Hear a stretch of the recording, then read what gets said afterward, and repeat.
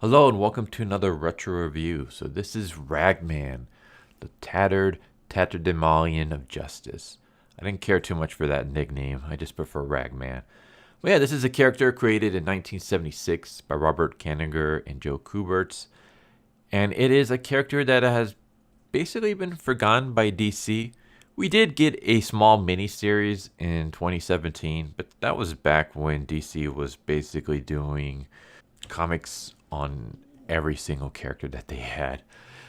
Since his inception in 1976, Ragman has only had 3 volumes, one in 76, one in 1991, and then one in 2017. All of them have been miniseries. I don't think any of them has even. I think the longest one was only like 8 to 10 issues, I want to say. And each volume retcons the previous one. In the first volume, which we will go over, Ragman is Rory Regan, and he is of Irish descent, and he receives his costume, which doesn't grant him any superpowers. And he mostly fights gangsters and mafiosos. In Volume 2, which came out in 1991, they changed his Irish descent to a Jewish descent, and he has a suit, the Suit of Souls, which basically grants him like supernatural powers. The volume 2 has like Jewish mythicisms and stuff like that. And in volume 3, he is a veteran from, I think it's the Iraq War. It could be the Afghan War, but basically he's a veteran from a war in the Middle East. And him and his platoon come across this sarcophagus, which takes over our character as well as absorbs the souls of Rory's deceased squad members, and so their personalities are in the suit with him. Yeah, he goes from a vigilante just fighting regular street crime to supernatural elements. It's all pretty weird, but I've always liked it. I don't know why. I like Ragman. He's been a character that has always interested me, and it's always been like a shame that he's pretty much all but been forgotten. I think he could be a very interesting character with the right writer. But yeah, other than the 3 volumes, he's only really had like sporadic appearances. Sometimes he'll like show up very briefly. He might be in the background. He might have a mention. He was in the final season of Arrowverse. I don't know how big of a part he played in that because I didn't watch Arrow. But yeah, he's never been all that popular of a character.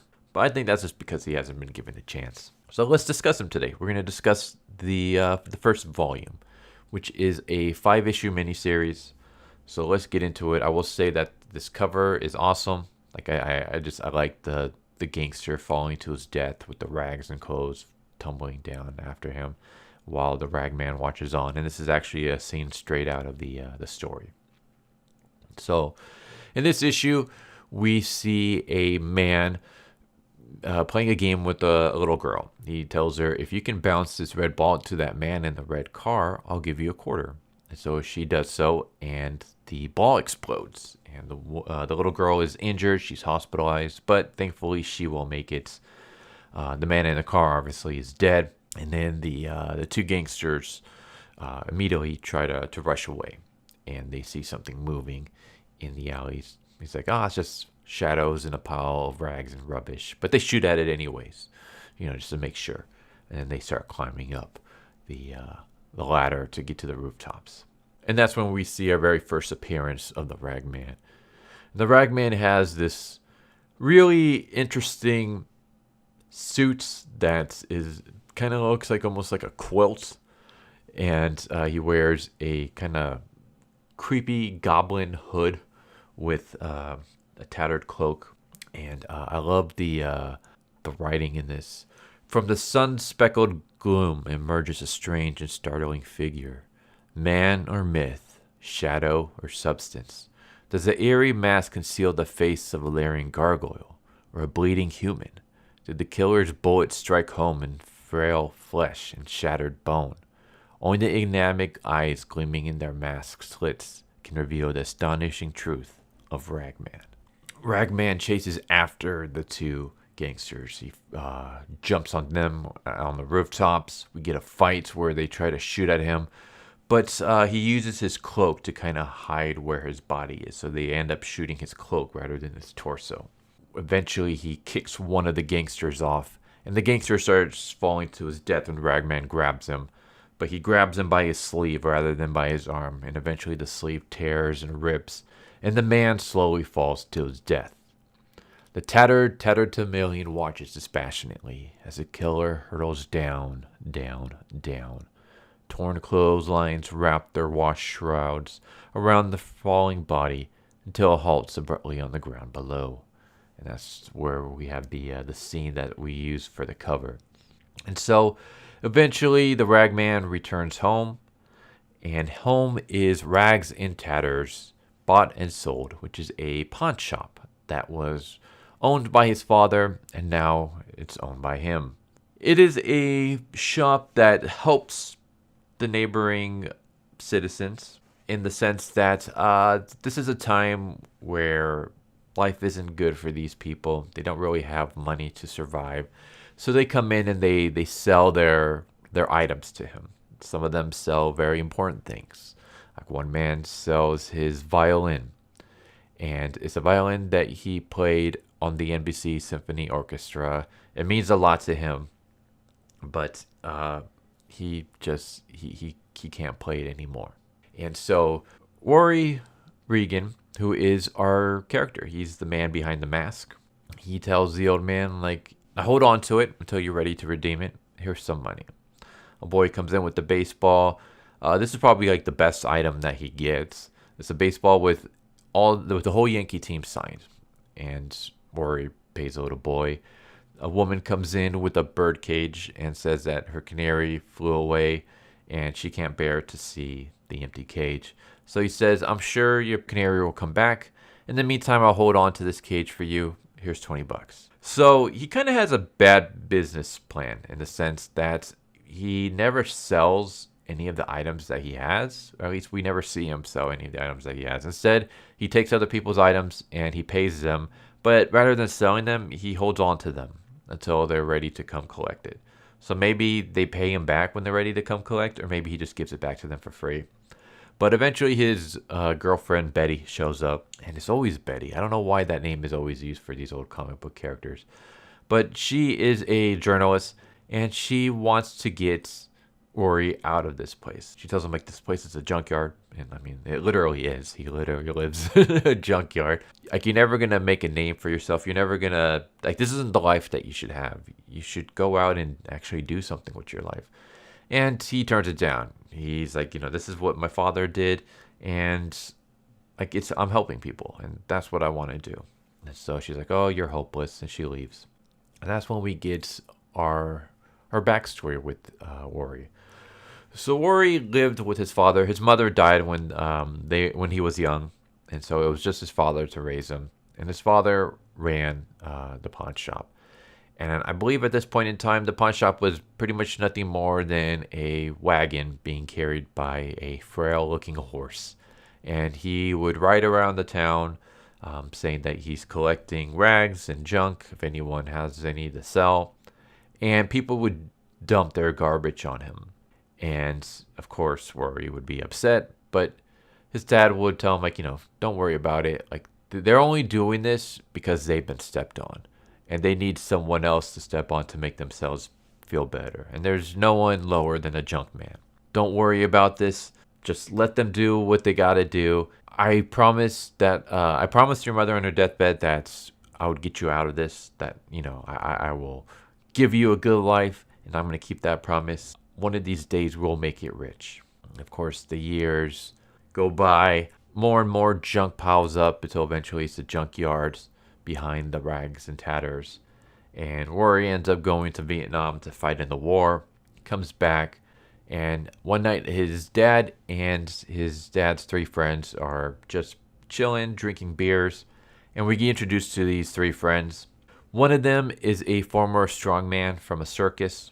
The other one once was a boxer who knocked the current heavyweight champion down for a 9 count. And the other once held the national prize for acrobatics. And this will play a part in a little while. But eventually Rory decides to call it a night. Meanwhile, his dad and his dad's friends are still, chilling out, and they feel something weird in this mattress that they're laying on. And they open it up and they find $2 million. Here's the interesting thing. It's $2 million for the first 4 issues. By issue number 5, that number gets changed to $1 million. So yeah, it's almost like the writers forgot how much was actually in the mattress. But at this point in time, it's $2 million. And so Worry's dad is like, we'll split it 4 ways. And his friends are like, no, we're finished. Like, we're old. Your son, Worry, is still young. He still has a chance to live a good life, a good, long, happy, healthy life. Give the money to him. And they decide, okay, let's put the money back into the mattress. We'll go put the mattress somewhere, and we'll tell Worry that he's a multimillionaire in the morning, when eventually a bullet rings through the alley, and there's a man there with a gun, and he tells them that he's here to collect the money.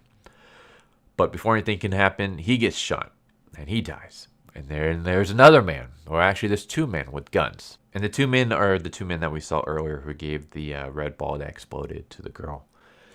And they tell him, like, we know there's money here. Give us the money. Tell us where it's at. The friends and Worry's dad refuse, so the 2 gangsters shoot at these electrical wires that fall on Worry's dad and his friends and start electrocuting them. And they're like, talk, where's the money? And they refuse. Still, even as they're being electrocuted to death, they still refuse to tell him where the money is. And that's when Worry shows up, and he tries to save his dad and his dad's friends. He reaches out, grabs his father's hands, and there is a current that passes through everyone, because everyone's hands are linked together. An electrical shock zaps through everybody. Worry passes out. When he wakes up, his dad and his dad's friends are all dead. Only Worry's still alive. He goes back into the pawn shop, never realizing that there's a mattress filled with money. As he goes to call the cops, he sees a letter from his dad saying, hey, a strange man gave me this costume. I thought it might be something fun that you can wear to Betty's costume party. And the costume is the Ragman suit. So Rory dons the Ragman suits, and that's the end of the first issue. And so Rory's origin story is basically that the electric shock that went through everybody gave Rory all the powers of his dad's friends. How that works, I do not know, but that's what happens. I'll read a little bit here. The ragged costume of the Tatterdemalion roves the concrete jungle of the great city, shadowy form among shadows, a relentless hunter of evil seemingly endowed with the powers of his dead friends, agile as an acrobat, strong as a Samson, that's the strong man in the circus, impact of a boxer. His name is a whisper of dread, a nightmare to the underworld, Ragman. So he gains the strength of the Samson, of the strong man. He gains the impact of the boxer friend, and he gains the acrobatics of the acrobats. How he's able to gain those abilities through an electric current that races through him, don't know, but that's how he gets his powers. So that's the first issue. Second issue sets up more of we see what it's like to be the Ragman. So we see a car chase. Car is being chased by police, and there's a woman being held hostage. She's a singer. And so the gangsters come to a stop, and they shoot the cops. And before they can disappear, Ragman arrives. And he causes one of the gangsters to accidentally shoot his buddy, causes the car to crash. He knocks out the gangster holding the woman hostage. And this woman's name is Opal. She shows up in a later issue. She kisses Ragman on the lips, but he's wearing his mask. So there's this weird thing where it seems kind of to be one-sided, but Ragman, whenever Opal is in danger, she kind of plays the damsel in distress. He always shows up to save her, despite the fact that he's currently dating Betty. Then we get more of Rory and his life, working at the rag shop. Gangsters eventually re-kidnapped Opal. They bring her to the junkyard because they're trying to drag out the ragman, bring him to the spotlight so that they can finish him off. And of course, he shows up and he takes out the criminals and saves the day. Issue number 3, we see a little boy witness a murder of 2 people, a man and woman, who basically refused to pay protection money. And these gangsters tie him up and hang him. And they notice him, but he's able to disappear thanks to the help of the ragman. And they are trying to look for this kid because like, this kid's a witness, he can finger her. What they don't know is that the kid is actually blind and mute. So the kid did not witness the murders, technically. He didn't see anything. He can't identify the men, from sight. He does, though, have a good sense of hearing and a good sense of smelling. And so he's able to figure out one of the men who keeps cracking his knuckles, and he wears like this certain hair spray that the kid's able to figure out. And this kid's name is Teddy. Teddy plays a part later on in the rest of the issue. He basically befriends Rory and Betty, and so he goes on little adventures with them. So we have one funny moment where like the leader of the gangsters here is this man in this wheelchair with a machine gun attached to it, and also a little like jetpack on the back so that he can zoom around. So that was a pretty interesting design. Issue number 4 is actually a pretty serious issue. Issue number 4, we start off with a woman who ODs on drugs and dies. Jan Wilson's face shone like a spring morning. Her eyes glowed. Her laugh was music.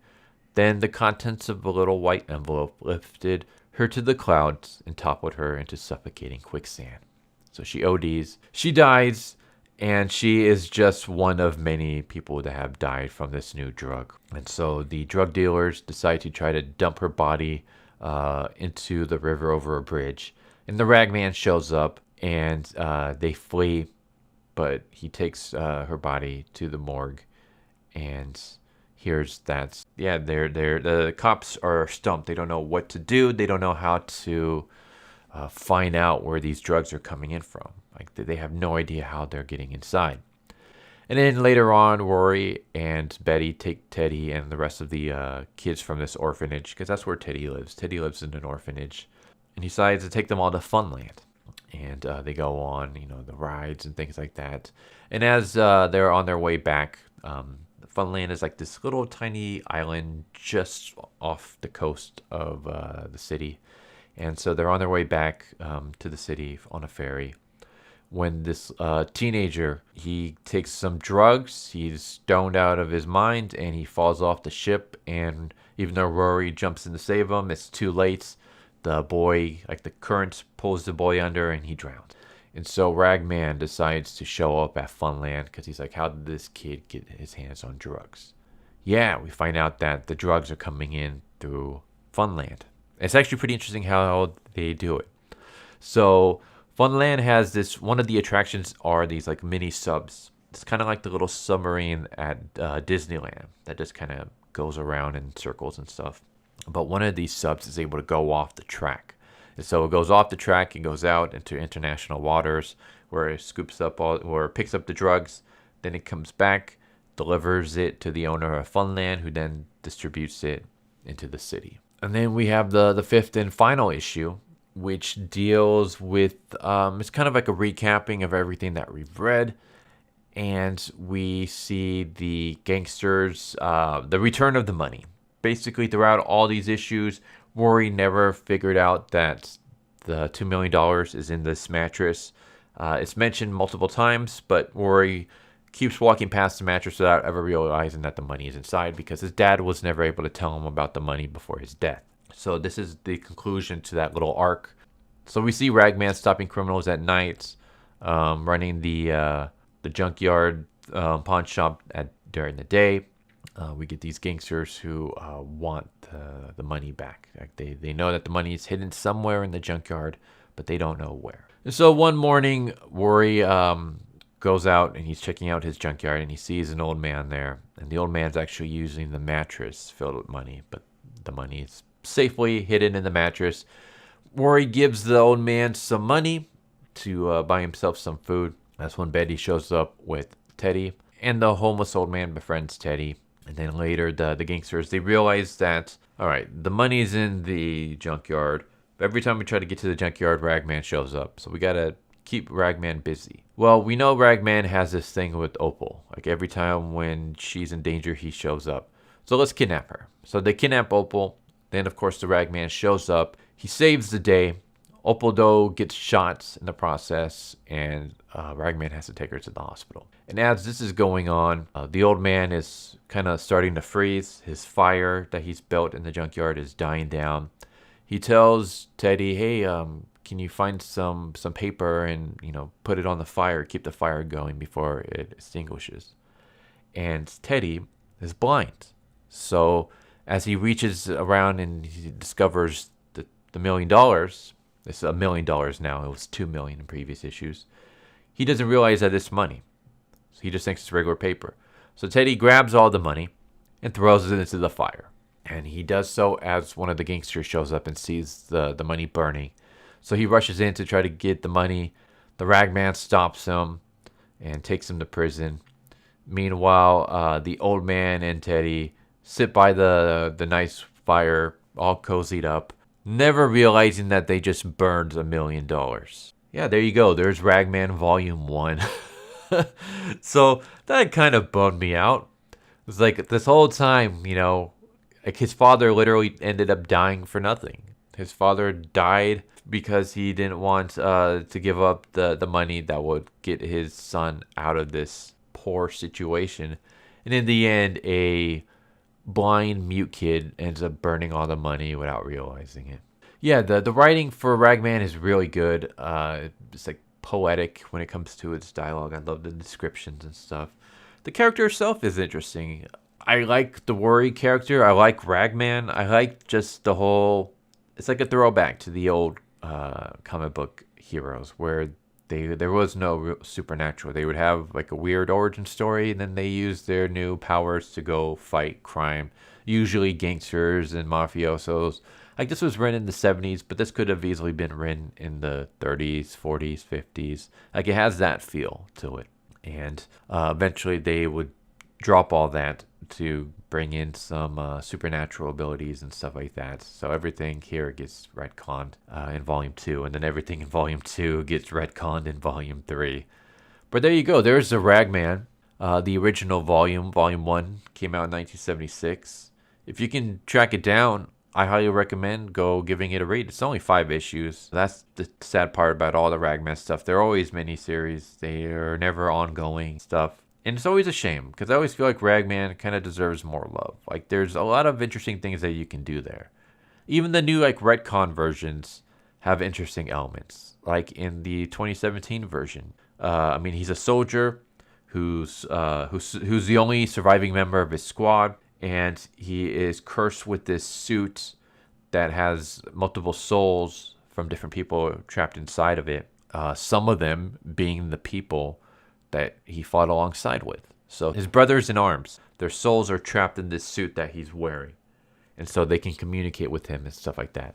And so, yeah, we have a character with PTSD now hearing the voices of his dead friends as he tries to fight supernatural crimes, supernatural enemies and demons and stuff like that. So that's cool. And here, we have just a man wearing a ragged suit going around fighting crime with nothing but his bare fist and his acrobatics that he's gained from the dead friends of his dead father. So yeah, there's a lot of interesting things here.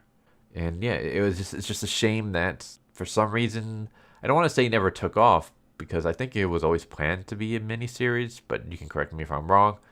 But yeah, it feels like Ragman was never given a chance. 3 miniseries in the span of 40, 50 years.